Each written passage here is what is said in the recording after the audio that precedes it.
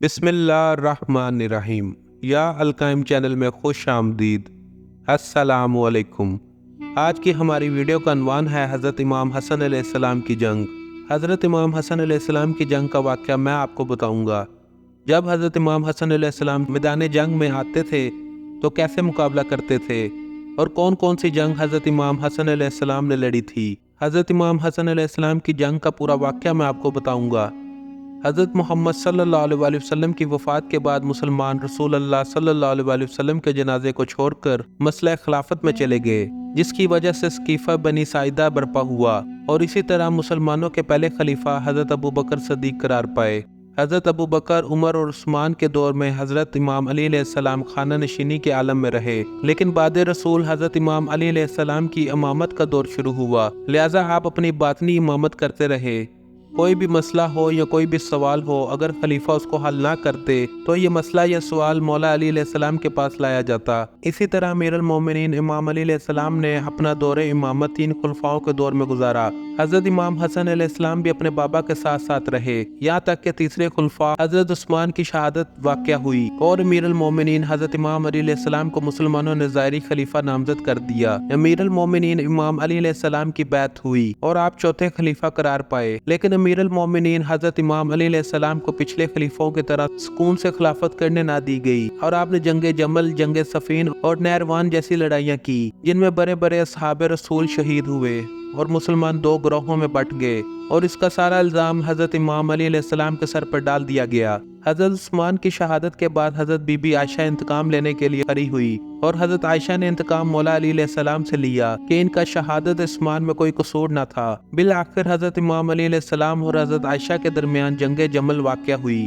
اس جنگ میں حضرت امیر المومنین امام علی علیہ السلام نے اپنے فرزند حضرت امام حسن علیہ السلام کو علمدار لشکر بنایا اور مولا امام حسن علیہ السلام بے جگری سے جنگ لڑتے رہے اور فاتح جنگ جمل حضرت امام حسن علیہ السلام قرار پائے۔ اسی جنگ میں حضرت عائشہ ایک اونٹ کے ہودج پر سوار تھی۔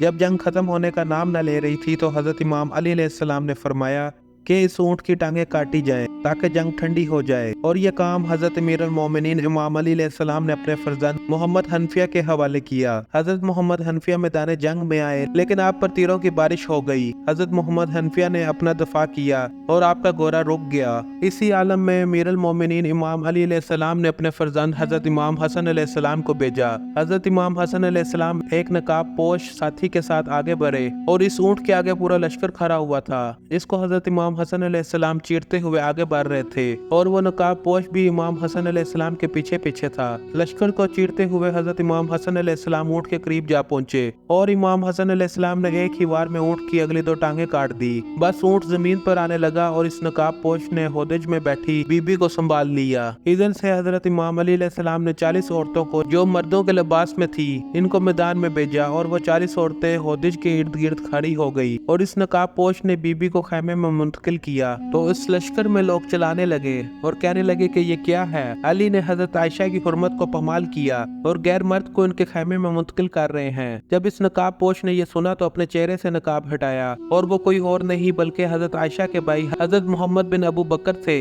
اور وہ 40 مردوں کے لباس میں عورتیں تھیں۔ حضرت امام علی علیہ السلام کے حکم سے حضرت امام حسن علیہ السلام خیمے میں گئے اور حضرت عائشہ کو سمجھایا کہ اب آپ مدینہ واپس چلی جائیں۔ حضرت عائشہ جو پہلے آمادہ نہ تھی، امام حسن علیہ السلام کے سمجھانے سے واپس مدینہ تشریف لے آئی، اور حضرت امام علی علیہ السلام نے ان 40 عورتوں کو جو مردوں کے لباس میں تھی ان کو بھی حضرت بی بی عائشہ کے ساتھ مدینہ روانہ کیا، اور اسی طرح حضرت امام حسن علیہ السلام فاتح جنگ جمل قرار پائے۔ اور اسی طرح جب معاویہ ابن ابو سفیان اور حضرت امام علی علیہ السلام کے درمیان جنگ صفین ہوئی اور معاویہ لشکر لے کر صفین کے میدان پر آ پہنچا اور امام علی علیہ السلام کے خلاف سر اٹھایا، حضرت امام علی علیہ السلام بھی میدان صفین میں پہنچے۔ جب مولا امام علی علیہ السلام کا قافلہ صفین میں پہنچا تو معاویہ کے لشکر والوں نے فرات پر قبضہ کر لیا اور پانی بند کر دیا گیا۔ یہ دیکھ کر حضرت امام حسن علیہ السلام غضبناک ہوئے اور امیر المومنین حضرت امام علی علیہ السلام کی بارگاہ میں آ کر فرمانے لگے، بابا، معاویہ نے دریا پر قبضہ کر لیا ہے اور ہمارا لشکر پیاسا ہے، لہٰذا مجھے اجازت دیں کہ میں اس قبضے کو دریا سے ہٹاؤں۔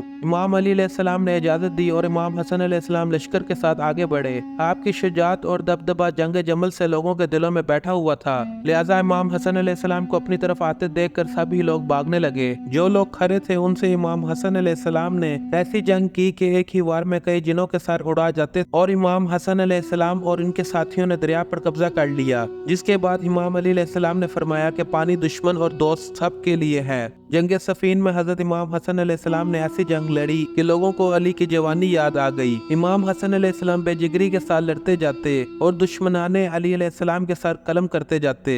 हजरत इमाम हुसैन अलैहिस्सलाम और हजरत अब्बास अलैहिस्सलाम भी पीछे न रहे। हजरत इमाम अली अलैहिस्सलाम भी अपनी तलवार की चमक दिखाते रहे। ये जंग भी हजरत इमाम हसन अलैहिस्सलाम के हाथों ही फतह हुई थी कि माविया के लश्कर वालों ने कुरान पाक को नेज़े पर बुलंद कर दिया। कुरान नेज़ों पर सवार देखकर हजरत इमाम अली अलैहिस्सलाम के लश्कर वाले धोखा खा गए और जीती हुई जंग हार में तब्दील हो गई। हजरत अमीरुल मोमिनीन इमाम अली अलैहिस्सलाम और माविया का फैसला हक मील के सुपुर्द किया गया। जब मौला इमाम अली अलैहिस्सलाम की तरफ से उनकी मर्जी के खिलाफ और अबू मूसा अशरी और माविया की तरफ से उमर अय्यास ने नाइंसाफ कुल फैसला किया तो फिर से जंग नहरवान रूनुमा हुई। इस जंग में भी हजरत इमाम हसन अलैहिस्सलाम की शुजाअत देखने लायक थी और मौला इमाम अली अलैहिस्सलाम की तरफ से हजरत इमाम हसन अलैहिस्सलाम इन तीनों जंगों के फातिहा नजर आए। ये थी आज की video. Thank you for watching. Like, subscribe and share my channel या अलकायम टीवी।